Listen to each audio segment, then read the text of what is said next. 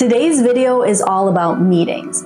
Meetings may not seem like an important part of the school culture, but when they're ineffective, they can really impact the culture in a negative way. So I'm going to be sharing an overview of some of the key tips and strategies that I use to make sure that meetings are meaningful. The way that I plan for meetings is actually really similar to how I plan lessons. This is my lesson plan approach for meetings. First, you need to know your lesson's objective.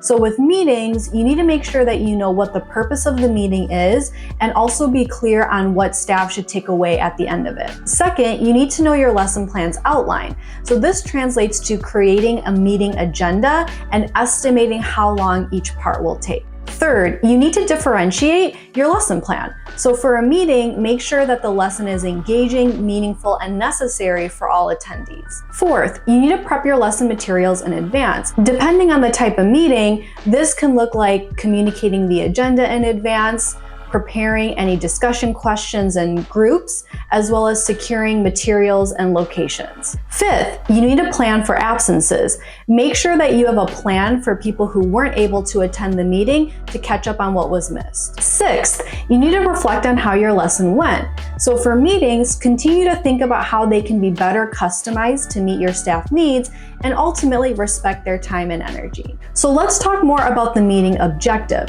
It's so important that the purpose of the meeting is really clear. To help, I've organized meetings into 4 different types. The first type of meeting is an informational meeting, and I'll use this meeting when the information is too long or too confusing to put in an email. So for example, communicating elements about school-wide testing or even training staff on the process. The second type of meeting is a brainstorming meeting, and I typically use these in smaller groups. So this could look like a student problem-solving meeting or even creating school improvement goals. The third type of meeting is a decision-making meeting, and these are my favorite.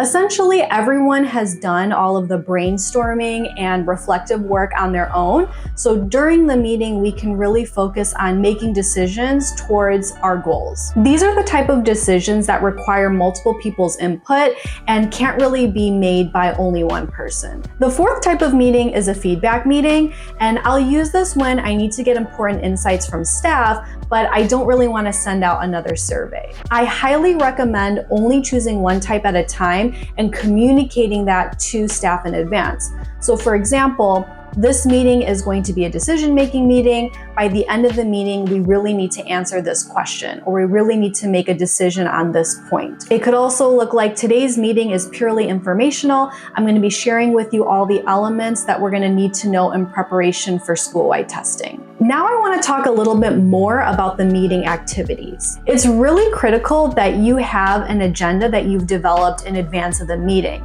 I also recommend that when you're estimating how long each part will take, that you overestimate slightly to make sure that there's a little bit of buffer in case things don't go as expected. I also like to include time at the beginning of the meeting for any check-ins, welcomes, to review the agenda, and also talk about the meeting purpose. In addition, I like to spend some time at the end of the meeting to summarize any key points and identify next actions and to-dos. Another element that's so important to a successful meeting is really thinking about what is everything you can do in advance to make the meeting go as smooth as possible. So again, think about what are materials I can prepare in advance, questions I can prepare in advance. Do I need to predetermine groups or reserve any locations?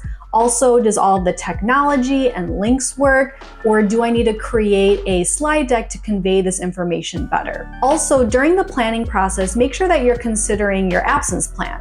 This could look like having a note taker, recording the meeting, or even personally following up with people one-on-one to catch them up on what they missed. Another aspect that can really take your meetings to the next level is backwards planning them over the course of the year.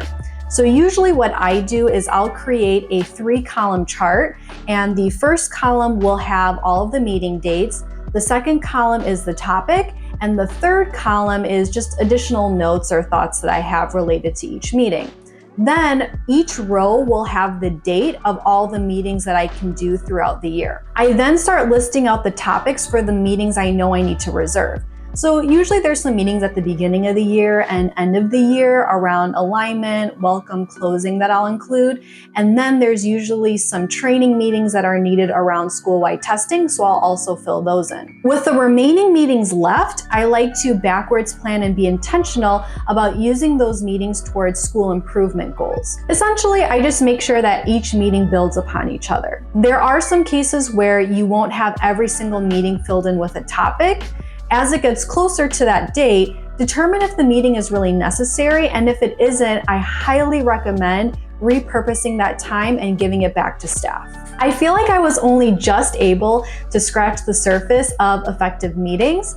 So if you have questions on anything I talked about in this video, please let me know in the comments below. Thank you for watching, and I hope you experienced the joy of doing something you love today.